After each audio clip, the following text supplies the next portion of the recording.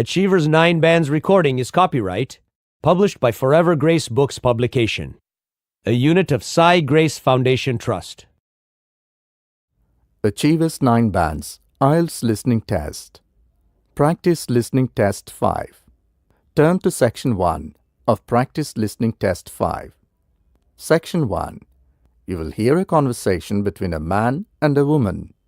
The woman is talking to the man regarding a job in a hotel.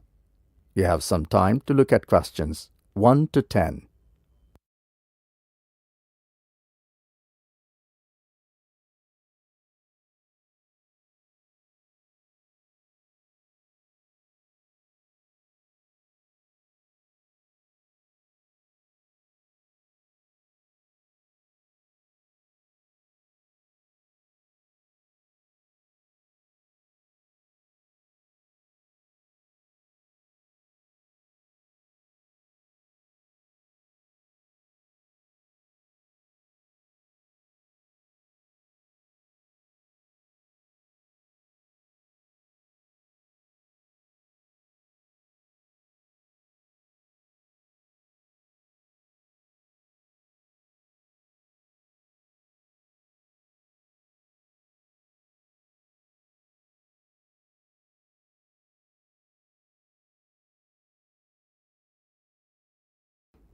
You will see that there is an example which has been done for you.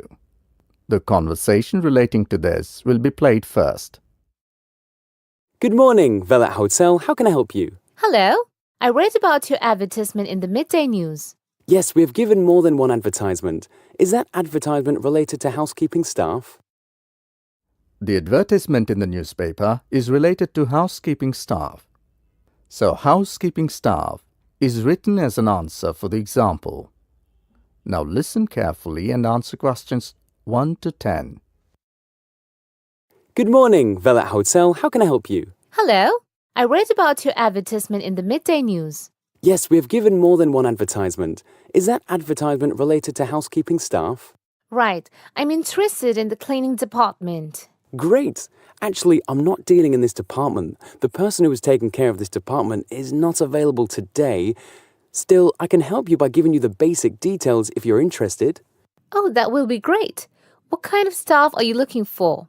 The staff that we are looking for includes laundry, shoe polishing facilities, keeping the building clean, sweeping, mopping, dusting, vacuum cleaning, and bathroom cleaning. Housekeeping staff also clean the windows and public areas and remove trash and deposit it into the building dumpsters. Absolutely right. Can you tell me the working hours? We have 4 shifts. Early morning shift from 4 a.m. to 10 a.m., morning shift from 10 a.m. to 4 p.m., evening shift from 4 p.m. to 10 p.m., and night shift from 10 p.m. to 4 a.m. So, do you give the option to the people of choosing the shift timings? Actually, we do not encourage that. The reason is that everybody would choose the shift according to their preference, but we do allow replacing 1 week's shift with another shift timing. I think it would be better if I note all this down. Also, can you tell me about the day off system? We offer 2 days off and you can change the days on every alternative week of the month. Can you please tell me regarding the payment system? Absolutely, just a moment. Yes, I have them. You get $8 per hour, which includes your break. Will I get meals or... Yes, we offer meals to all our staff and there is no charge for it, which is a big relief. Awesome. Also, you'll be happy to know that you also get tips from our bona fide guests. What about the uniform? Is there any uniform system? I mean, do you provide the clothes as a uniform? Of course, it slipped out of my mind. We do provide clothes for the uniform. Wow, that is good. As it is difficult for one to manage one's uniform, what is the colour of the uniform? Green shirt and cream trousers, no prints, just plain. Oh, I forgot to ask about the date. From when can I join? Can you hold for a minute? You can join from the first week of next month. You know the weather is improving. Perfect. I'm free from next month. Great. But I would like to inform you that you have to call again and speak with Miss Samantha Bradshaw, as she's the manager who is dealing with housekeeping department. She'll guide you as to when you come for the interaction with the manager. Not a problem. What time should I call again? You can call her after 2 days, as on that day she'll have time to interact with you. So shall I call back on the same number? No, I'll give you her number. The number is +044 888 333 5385. Okay, I will call her. Do tell her about all information which I've given you, and also you'll be asked some verification questions. Not a problem. Thank you very much. You are most welcome. That is the end of section 1. You now have some time to check your answers.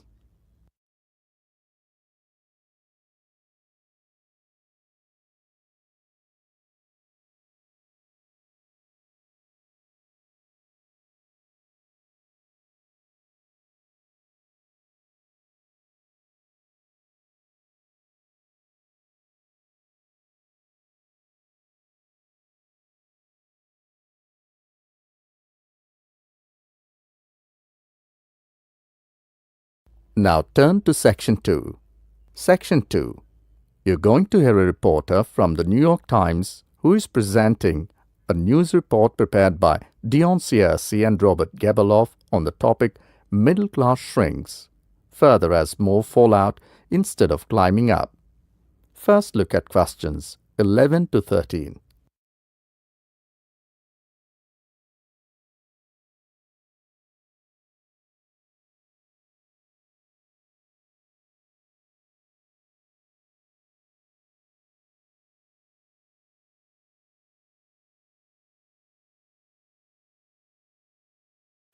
Now listen to the recording and answer questions 11 to 13.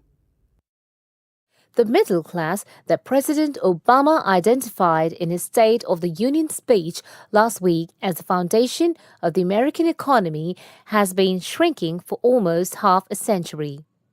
In the late 1960s, more than half of the households in the United States were squarely in the middle, earning, in today's dollars, $35,000 to $100,000 a year. Few people noticed or cared as the size of that group began to fall, because the shift was primarily caused by more Americans climbing the economic ladder into upper income brackets. But since 2000, the middle class's share of households has continued to narrow, the main reason being that more people have fallen to the bottom.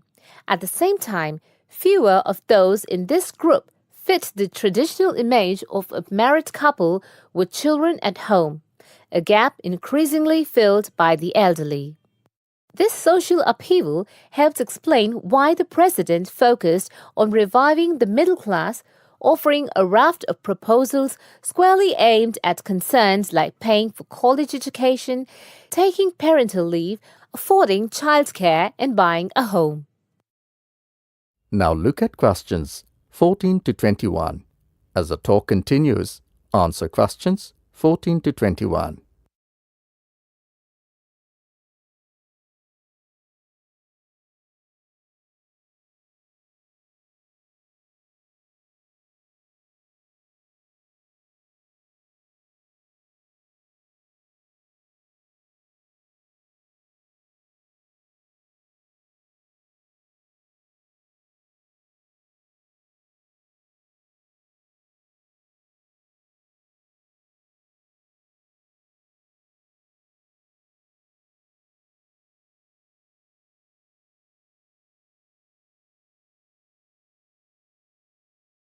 Middle-class economics means helping working families feel more secure in a world of constant change, Mr. Obama told Congress and the public.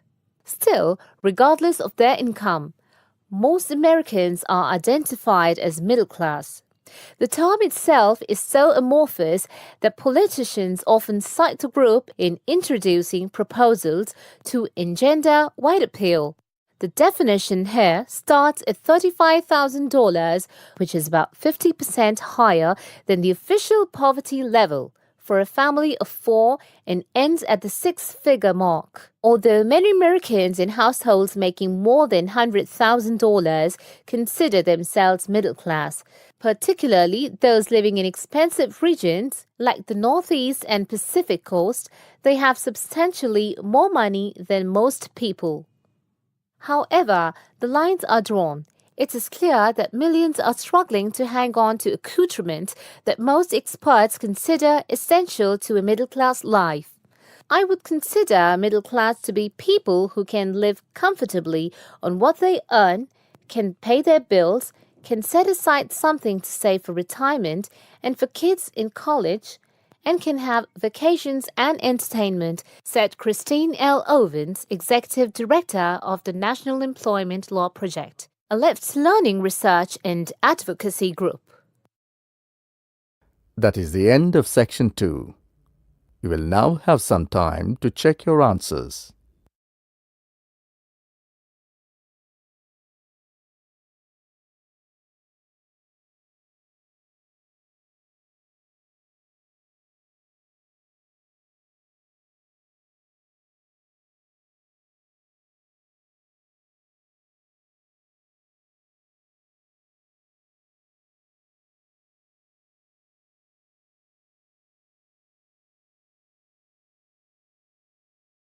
Now turn to section 3. Section 3. In this section, you will hear an interview conducted by an interviewer special with the scientist Peter Piot, who discovered Ebola, a dangerous disease. Both of them are conversing about the disease and its origin. First, look at questions 22 to 26.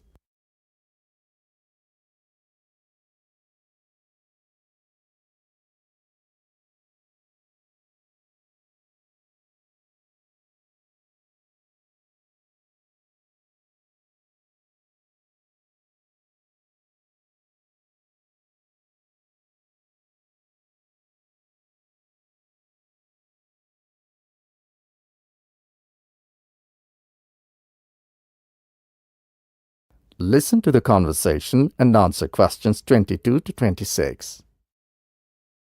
Professor Piot, as a young scientist in Antwerp, you were part of the team that discovered the Ebola virus in 1976. Can you tell how did it happen? I still remember. Someday in September, a pilot from Sabina Airlines brought us a shiny blue thermos and a letter from a doctor in Kinshasa, in what was then Zara in the thermos. He wrote there was a blood sample from a Belgian nun who had recently fallen ill from a mysterious sickness in Yambuku, a remote village in the northern part of the country. He asked us to test the sample for yellow fever. These days, Ebola may only be researched in high-security laboratories. How did you protect yourself back then? We had no idea how dangerous the virus that we were dealing with was. And there were no high-security labs in Belgium back then. We just wore our white lab coats and protective gloves. When we opened the thermos, the ice inside had largely melted and one of the valves had broken. Blood and glass shards were floating in ice water. We fished the other, intact test tube out of the slop and began examining the blood for pathogens using the methods that were standard at the time. But the yellow fever virus apparently had nothing to do with the nun's illness. No, and the test for Lassa fever and typhoid fever were also negative. What then could be? Our hopes were dependent on being able to isolate the virus from the sample. To do so, we injected it into mice and other lab animals. At first, nothing happened for several days. We thought that perhaps the pathogen had been damaged from insufficient refrigeration in the thermos. But then, one animal after the next began to die. We began to realize that the sample contained something quite deadly. But you continued. Other samples from the nun who had just died arrived from Kinshasa when we were just about able to begin examining the virus under the electron microscope. The World Health Organization entrusted us to send all of our samples to a high-security lab in England. But my boss at the time wanted to bring our work to a conclusion no matter what. He grabbed a vial containing virus material to examine it, but his hand was shaking and he dropped it on a colleague's foot. The vial shattered. My only thought was, oh shit! We immediately disinfected everything, and luckily our colleague was wearing thick leather shoes. Nothing happened to any of us. Now look at questions 27 to 30. As the talk continues, Answer questions 27 to 30.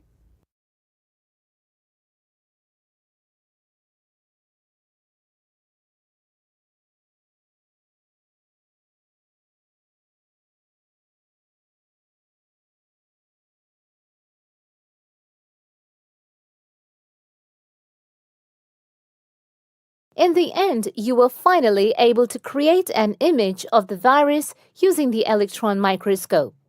Yes, and our first thought was, what the hell is that? The virus that we'd spent so much time searching for was a very big, long, and worm-like. It had no similarities with yellow fever. Rather, it looked like the extremely dangerous Marburg virus, which, like Ebola, causes a hemorrhagic fever. In the 1960s, the virus killed several laboratory workers in Marburg, Germany. Were you afraid at that point? I knew almost nothing about the Marburg virus at the time. When I tell my students about it today, they think I must be from the Stone Age. But I actually had to go to the library and look it up in the Atlas of Virology. It was the American Center for Disease Control which determined a short time later that it wasn't the Marburg virus, but a related unknown virus. Hundreds of people had already succumbed to the virus in Yambuku and the area around it. You were also the one who gave the virus its name. Why Ebola? On that day, our team sat together till late into the night. We had a couple of drinks discussing the question. We definitely didn't want to name the new pathogen Yambuku virus because that would have stigmatized the place forever. There was a map hanging on the wall, and our American team leader suggested looking at the nearest river and giving the virus its name. It was the Ebola River. So by around 3 or 4 in the morning, we had found a name. But the map was small and inaccurate. We only learned later that the nearest river was actually a different one. But Ebola is a nice name, isn't it? That is the end of section 3. You will now have some time to check your answers.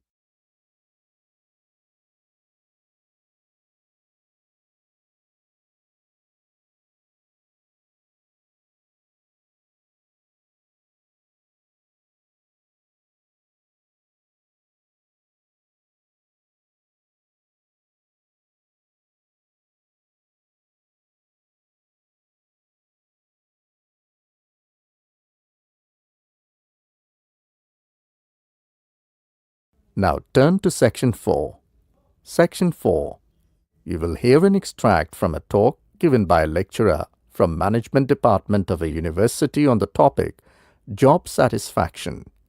First, you have some time to look at questions 31 to 36.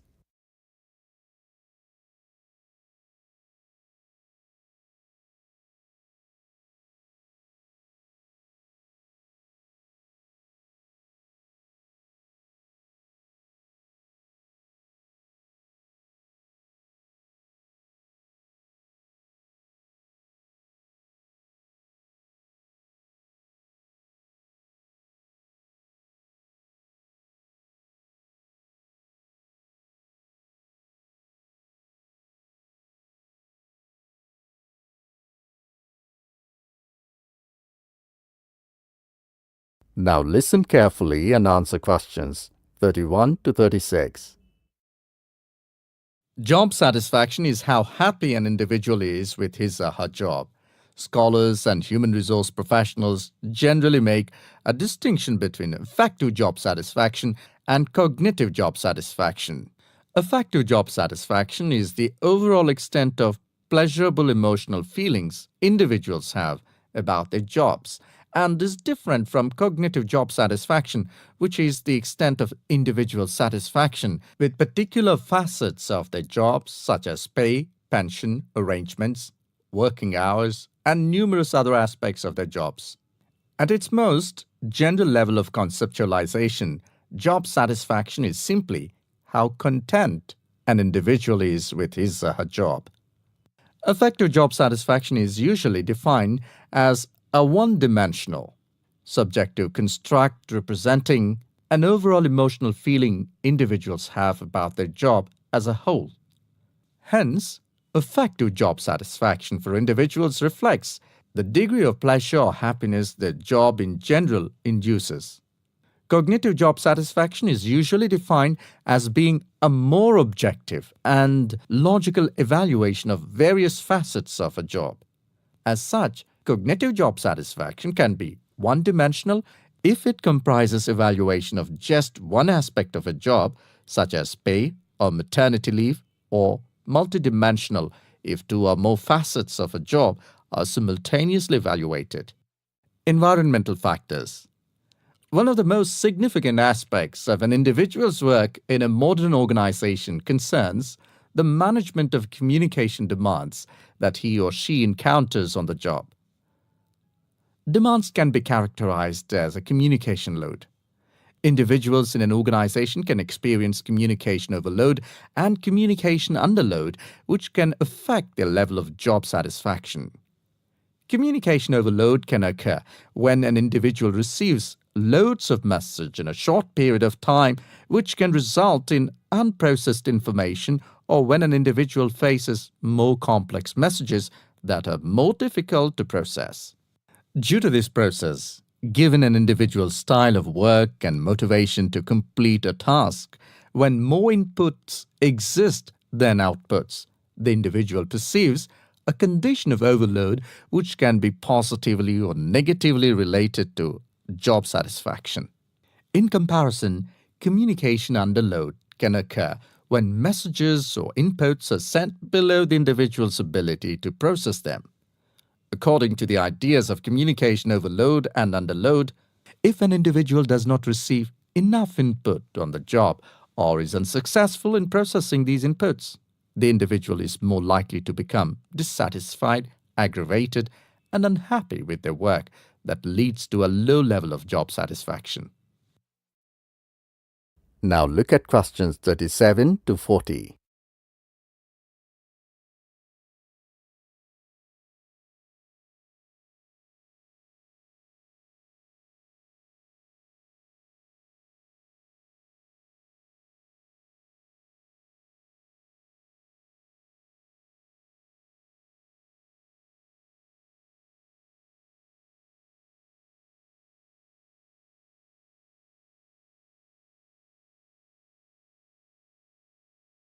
Now listen to the second half of the recording and answer questions 37 to 40.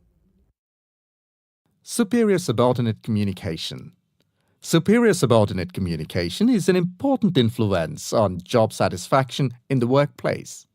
The way in which subordinates perceive a superior's behavior can positively or negatively influence job satisfaction. Communication behavior, such as facial expression, eye contact, vocal expression, and body movement, is crucial to the superior-subordinate relationship. Nonverbal messages play a central role in interpersonal interactions with respect to impression formation, deception, attraction, social influence, and emotional bonding.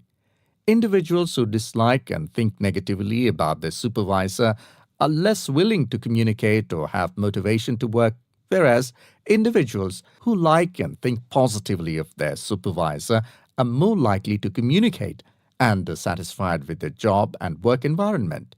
A supervisor who uses nonverbal immediacy, friendliness, and open communication lines is more likely to receive positive feedback and high job satisfaction from a subordinate. Strategic employee recognition. Employee recognition is not only about gifts and points. It's about changing the corporate culture in order to meet goals and initiatives, and most importantly, to connect employees to the company's core values and beliefs. Strategic employee recognition is seen as the most important program, not only to improve employee retention and motivation, but also to positively influence the financial situation. The vast majority of companies want to be innovative, coming up with new products, business models, and better ways of doing things. However, innovation is not so easy to achieve. A CEO cannot just order it and so it will be achieved. You have to carefully manage an organization so that, over time, innovations will emerge. Individual factors. Mood and emotions form the effective element of job satisfaction. Moods tend to be long-lasting, but often weaker states of uncertain origins, while emotions are often more intense, short-lived, and have a clear object or cause. Positive and negative emotions were also found to be significantly related to overall job satisfaction. It was found that suppression of unpleasant emotions decreases job satisfaction, and the amplification of pleasant emotions increases job satisfaction. There are two personality factors related to job satisfaction: alienation and locus of control.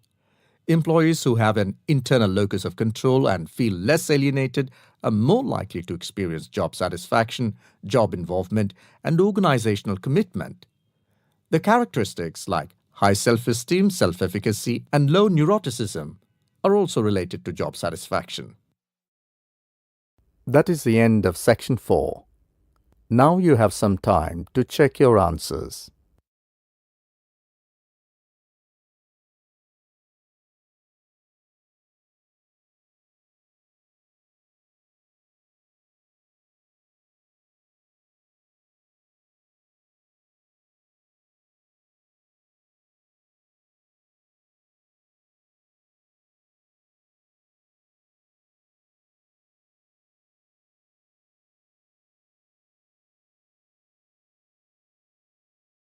That is the end of practice listening test 5.